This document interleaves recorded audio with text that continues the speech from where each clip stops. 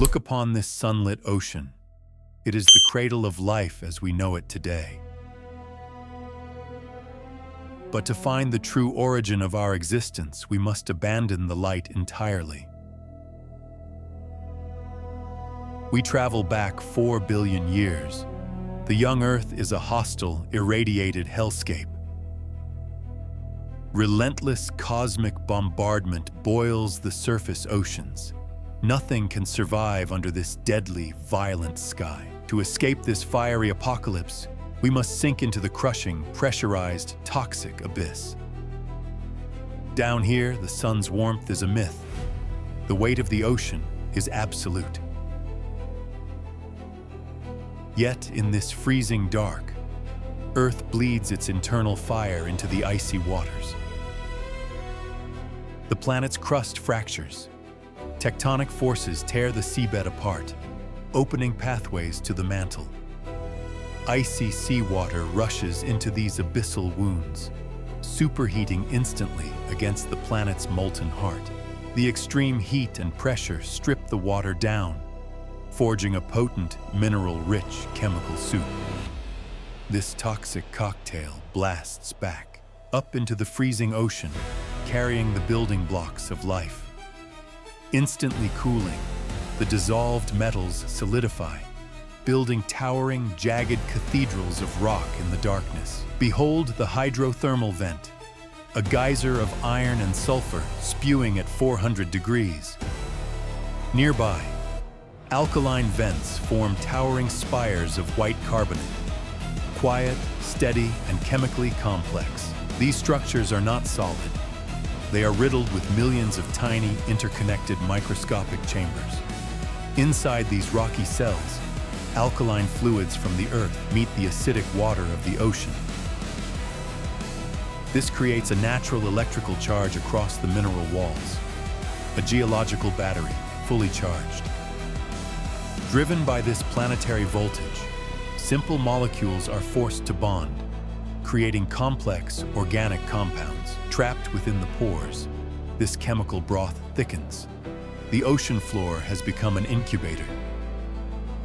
Geology has set the stage. The line between lifeless rock and living biology is about to blur. Deep within these rocky chambers, a miracle occurs. Chemistry crosses the threshold into primitive biology. We are witnessing the birth of the very first living cells, tiny, fragile, and entirely blind. They do not need the sun. They do not know what light is. They consume the earth. These are methanogens, ancient microscopic microbes that feast on the hydrogen gas bubbling from the mantle. By merging hydrogen with dissolved carbon dioxide, they generate their own cellular energy in the darkness. Their exhaust is methane gas, a simple microscopic transaction that ignites the engine of planetary life. Look closely at these microscopic pioneers. Every living creature today shares a connection to these dwellers. Scientists call this the last universal common ancestor, the very root of the great biological tree. But survival here is a delicate balance. The environment is as lethal as it is nurturing. Drift too deep inside the vent, and the scalding temperatures will boil the fragile cells instantly. Drift too far into the open ocean, and the crushing, freezing water brings absolute, silent death. They are prisoners of a microscopic Goldilocks zone, a razor-thin boundary of survivable heat and chemistry. For millions of years, these primitive organisms remain firmly tethered to the alkaline vents that birthed them. Slowly, generation after generation, they begin to build. Single cells bind together, forming resilient, living communities. They secrete a biological glue, creating thick, slimy mats across the surface of the towering rocky spires. The hydrothermal vent transforms from a mere geological structure into the Earth's first bustling biological metropolis. Yet, the ocean above them is slowly changing. The furious cosmic bombardment of the Hadean Aeon ends. The planet's crust cools. The vast, toxic oceans are finally beginning to settle into an eerie calm. As the world stabilizes, the vital resources near these thermal vents become intensely crowded and fiercely contested. To survive the coming epochs, life must do the impossible. It must leave its deep-sea cradle. Some daring microbes drift upward, carried by the rising thermal currents directly into the great dark void. They are abandoning the warmth of the Earth's fire, venturing toward a cold, completely unknown upper ocean. It is a silent journey that will take hundreds of millions of years, fraught with unimaginable peril. Many will freeze, many will starve, but a remarkably resilient few will keep slowly pushing toward the surface. Far up there, a new energy source awaits them, a power far greater than the geothermal vents. But to harness this power, they will have to completely rewrite their biology.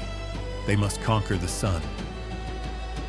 Deep below, the hydrothermal ecosystems persist, a permanent, living anchor to the absolute earliest days of our planet. But the true evolutionary drama is shifting. The brave drifters remain caught in a slow, relentless upward current. The chemical composition of the ocean shifts. Iron and sulfur grow scarce, demanding radical, desperate new biological adaptations. Desperate mutations occur in the dark. Mistakes in genetic code that accidentally grant a tiny advantage in survival. A new type of membrane evolves. It is uniquely capable of trapping stray, wandering particles of energy. They are no longer just absorbing dead minerals. They are learning to sense the faintest glimmers of light. The journey upward is not a straight path. Entire populations are violently wiped out by sudden oceanic cold snaps. Yet, the relentless pressure of geological determinism pushes the survivors higher. You must adapt or fade into the abyss. The boundary between the lightless aphotic zone and the oceanic twilight zone is a monumental frontier for early life. Here, the absolute crushing blackness gives way to a faint, ghostly indigo haze, the sun's remote, watery echo. For a fragile creature born in absolute subterranean darkness, this dim blue glow is a completely alien, terrifying phenomenon. But the chemical engines within them cannot resist. They are inexorably drawn upward toward the lethal, radiant surface. The age of the deep is ending for these pioneers. The age of the sun is about to begin. Above them burns a star. It will give them infinite power, but first, it will try to destroy them. They break the surface, but the sky above is not blue. It is a choking, toxic orange haze. Here, in the sunlit shallows, the survivors face a completely new, unrelenting form of energy. Unfiltered by an ozone layer, the sun's raw ultraviolet radiation acts as a deadly, burning laser. But evolution is ruthless. A fraction of these cells develop a miraculous, green shielding pigment. This is chlorophyll. It does not just protect them.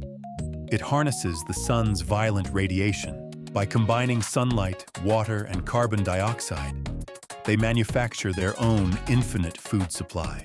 We call them cyanobacteria, and they are about to conquer the entire surface of the Earth. They multiply by the trillions, forming vast, floating emerald empires that completely choke the ocean's surface.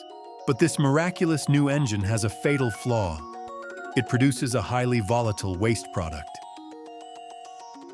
That waste product is oxygen, and to the ancient anaerobic life of this era, it is pure poison. The cyanobacteria exhale, slowly at first, then in unimaginable volumes. Oxygen begins to saturate the oceans. This rogue gas immediately attacks the dissolved iron in the ancient seas, creating instant rust. The entire ocean bleeds. Millions of years of accumulated iron violently oxidizes, staining the world red. Billions of tons of rusted iron fall into the abyss, creating the banded iron formations we mine today. But the rust is just the beginning. The oxygen begins to indiscriminately slaughter the original anaerobic microbes. This is the Great Oxidation Event, the first and arguably most devastating mass extinction in Earth's history. The creatures that first conquered the dark abyss are mercilessly eradicated by the toxic breath of their cousins. The few survivors are driven back down, exiled forever into the deep, anoxic muds and thermal vents. The ocean is cleared of its iron shield. The oxygen has nowhere left to go but up. The deadly gas breaches the surface. It begins to pour relentlessly into the planet's atmosphere. The sky is ripped apart. The ancient methane atmosphere is destroyed, finally revealing a vibrant blue sky. High above, the oxygen forms an ozone layer, a planetary shield against the sun's lethal radiation. But this beauty is a trap. By destroying the methane greenhouse, the cyanobacteria plunge the Earth into ice. The planet freezes entirely. Welcome to Snowball Earth, a self-inflicted ice age caused by the evolution of life. Entombed beneath miles of ice, the mighty cyanobacteria are plunged back into darkness. Their empire pauses. Yet, in this freezing purgatory, another miracle occurs. A new type of cell learns to weaponize the poison. It uses oxygen to burn its fuel, a process incredibly powerful, unlocking vast reserves of cellular energy. This is aerobic respiration. Life is no longer just drifting, it is hunting. It is fueled by rocket fuel. In a final act of biological brilliance, these oxygen breathers swallow the solar-powered cells, absorbing their powers entirely. This profound union creates the eukaryotic cell, the foundation of every plant, animal, and human that will ever exist. Millions of years pass. Earth's internal fire refuses to be suppressed. Volcanoes shatter the global ice sheets. The greenhouse gases return, melting the glaciers. The oceans open up once more, flooded with sunlight and oxygen. In this thawed, oxygen-rich paradise, the new, complex cells multiply with unimaginable speed and diversity. They stop operating as lone individuals. They collaborate, building the very first true multicellular organisms. Life begins to take shape. Strange geometric creatures begin to slowly graze across the ancient seabed. Muscles form, primitive eyes open. The era of blind, drifting chemistry is permanently replaced by deliberate biology. The stage is set for the Cambrian explosion, an arms race of predators, armor, and unbelievable biological architecture. Driven by the high-octane fuel of oxygen, life becomes a violent, beautiful, relentless competition for survival. But as we marvel at these incredible evolutionary leaps in the sunlit shallows, we must not forget, miles below, in the crushing dark, the hydrothermal vents continue to burn. Silent, eternal, and unchanged. Today, miles beneath our modern continents, these abyssal crucibles are still violently churning in the dark. They are not lifeless relics. They host bizarre, complex ecosystems completely isolated from the sun. Ghostly crabs and blind shrimp thrive here, farming the very same chemical-eating microbes of the Hadean. These modern creatures still rely entirely on chemosynthesis, harvesting the Earth's internal volcanic heat to survive. They are a living, breathing time capsule, a perfect mirror to our dark, pressurized biological genesis. But the true legacy of that ancient biological struggle is written across the sunlit surface world. Look at these towering redwoods. Their immense size is a living monument to an ancient microscopic war. Deep within every leaf, the descendants of those resilient cyanobacteria are still tirelessly working the machinery. They never stopped fighting. They still capture sunlight, silently exhaling the oxygen that fuels our world. And what of the creatures that run, hunt, and breathe beneath this oxygen-rich blue sky? Every heartbeat, every flexing muscle is powered by the lethal oxygen weaponized beneath the global ice. Inside our cells lies the mitochondrion, the ancient, microscopic predator that learned to consume toxic oxygen. It still carries its own separate DNA, a billion-year-old prisoner, forever powering its biological warden. Every interaction between animal and plant is a reunion of those ancient, warring microbial factions. But the deepest echo of the ancient ocean resides within the very architecture of humanity itself. The iron that stains our blood red is the exact same element that rusted the ancient seas. Our veins are rivers carrying the chemical memory of the great oxidation event inside us. The salt in our tears and the sweat on our brow perfectly match the ancient seawater. We are walking, breathing bags of primordial ocean, temporarily wrapped in a thin layer of skin. We stand upon the continents, looking out at the water, believing we have mastered the earth. But the geology of this planet remains the ultimate indifferent author of our biological destiny. The continents will shift again. The oceans will boil or freeze or turn completely toxic. Earth's internal fire has not cooled. The cataclysms that forced our evolution will inevitably return. Even our vital, life-giving star will one day expand, turning this blue haven back into a furnace. When the surface world burns or freezes once more, where will life seek its final refuge? It will be forced to retreat, down away from the lethal sun, back into the crushing dark, back to the silent, steady warmth of the alkaline vents, the eternal crucibles of the deep. The complex empires of dinosaurs and humans may be nothing more than temporary surface anomalies. Only the simplest, blindest organisms are truly equipped to survive the vast scales of geological time. They were the first to awaken here, and they will undoubtedly be the last to fade. For 4 billion years, these geothermal cathedrals have offered sanctuary from an ever-changing, hostile universe. They do not care about the ice ages above or the asteroid impacts that reset the surface. The fundamental chemistry of creation continues here, undisturbed, a perpetual engine of primitive potential.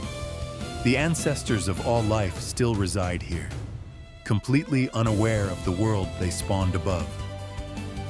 It forces us to look beyond our own blue world, up toward the freezing, dark cosmos.